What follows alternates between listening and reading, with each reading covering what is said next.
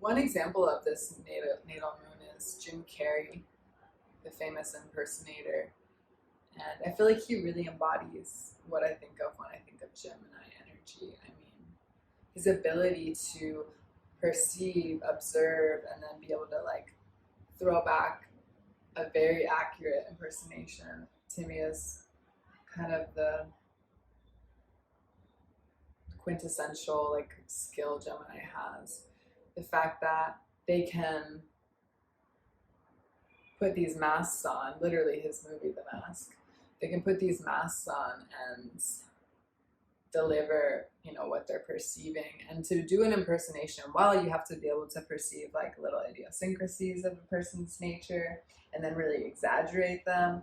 And I feel like that's something he's really good at. And when I was learning about his personal life, of course, we never really know any of these figures truly that intimately, but I found it interesting that now what he's up to is he's actually an artist as well. And he's actually a pretty talented artist, and he does these crazy caricatures and beautiful, like, political kind of like spoof cartoon things. Paintings. He does. Yeah, they're like paintings. And when I say they're beautiful, I don't necessarily agree with all the messages. It's more like his art is pretty good. And they're very political, I'll say that much. They're very like leaning a certain way, which doesn't take much to guess which side he's on the political spectrum. But I will say with Gemini, another thing to note is their ability to completely flip. And what I mean by that is they can completely do a 180. I think particularly when there's dominant energy like the luminaries or a rising in the chart, where they might feel one way about something and then the next time you see them, there's a completely different opinion. Sure. And someone I know who was very Gemini dominant, they had a Gemini moon in my growing up, like in my grade school, high school. They were very Satanist, is how they identified. They listened to heavy metal. And today they are a born again Christian and they have a family. Interesting. And they are like just all wholesome. And it's so interesting because it just shows to that nature of being able to like completely take a different stance. And that's true of the other mutable sign that is like that, where they can kind of be a shapeshifter. Gemini is more a shapeshifter, but Pisces is kind of a chameleon. And I feel like one of the differences that Gemini knows they're changing roles. Like they're kind of more aware of it. Whereas with Pisces, I think Pisces is unconsciously just being kind of projected on and assuming the role of everything. And so I feel like that's one key difference. And with any air moon, I will say there's this element of detachment and aloofness that I personally find disturbing. But I'm coming from a perspective of having so much earth, embodying so much earth energy. So for me, it can be kind of like shocking. But if something disturbs you, it's actually a sign, I think, that you can heal from that. So me embodying so much earth, what I think these moon signs, the air moons, help bring healing to is to be this trickster, have this kind of healthy level of detachment because life has changed. And they're the winds of change and they really embody that. So they might not be a moon that feels super stable in that sense of the word, of being very consistent, but they definitely teach that kind of like trickster element of kind of testing. And something I've observed in Gemini moon or Aquarius moon, Libra moon, more the Gemini moon is like they're not really easily rattled. They are the rattler.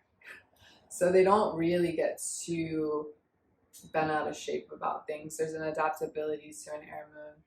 Well, they can't because there's no digestion.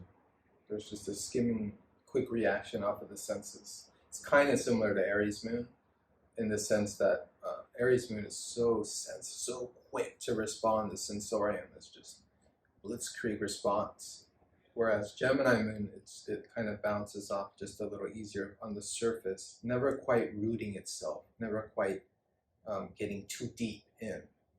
I mean, they evade, they deflect from any too much of a deep, you know, sense of things, of feeling, because it can be, they're deeply sensitive. We were talking about this when you were saying about how the air signs are ruled by the nervous system, how they are really sensitive. You wouldn't think it by the way they present, but there is a sensitivity. What we see sometimes with the air signs is, especially the air moons, is a kind of ignoring of the emotion, of the processing of anything deeply rooting, because it's air.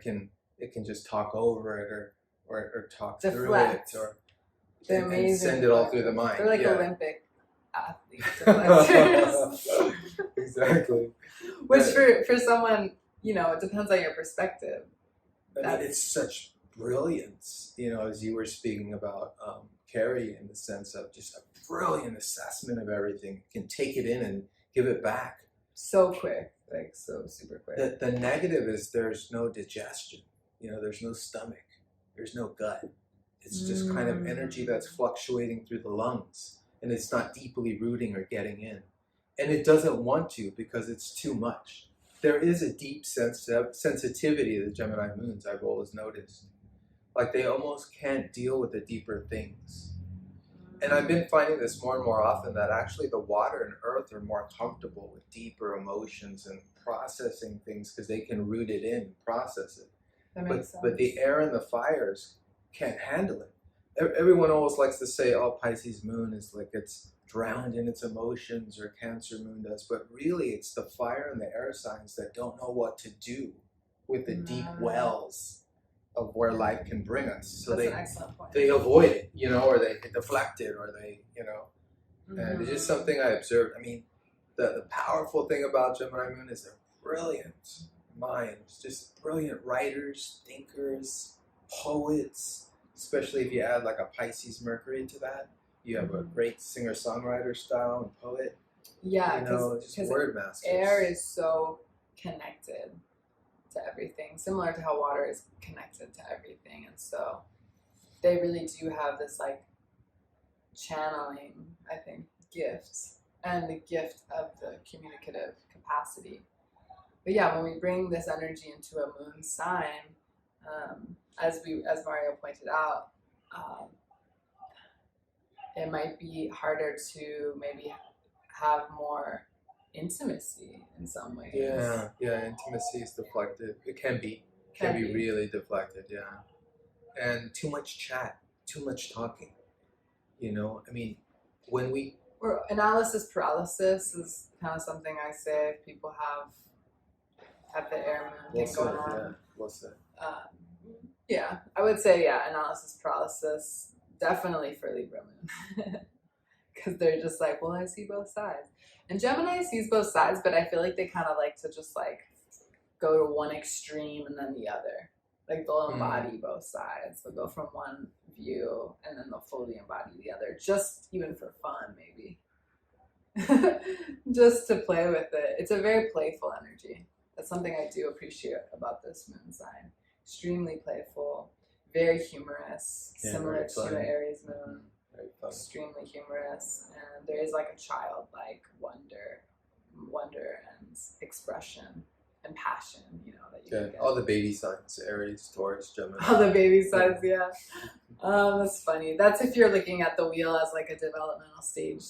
Yeah, it's fascinating. Yeah, Aries is the baby, you know, Gemini is the toddler, Taurus is the... Capricorn's the crone, and then Pisces is just the dead body. That's perfect. That's good. Just the imagination left. It's the spirit. The spirit It's the essence. Like leaving the corpse. Right. Totally. That's how I meant it. Anything else to add? Do you know of any Gemini moons you want to chat about? No, I've had a lot of close friends in my life who are Gemini moons, close people in my life. And so I know them. I feel like I've had a lot of experience with them. When you mentioned Jim Carrey, I remembered that he was a Gemini moon. I was trying to think of many interests, many dabbles, many things that many hats they can wear. And I think I'm a Sag sun, so I've always gravitated to that energy because I admire that. Like they can have their finger in many pots. And Yeah, none I could think of. yeah, okay. Well, that's kind of our kind of summary of the Gemini moon. Thanks for tuning in.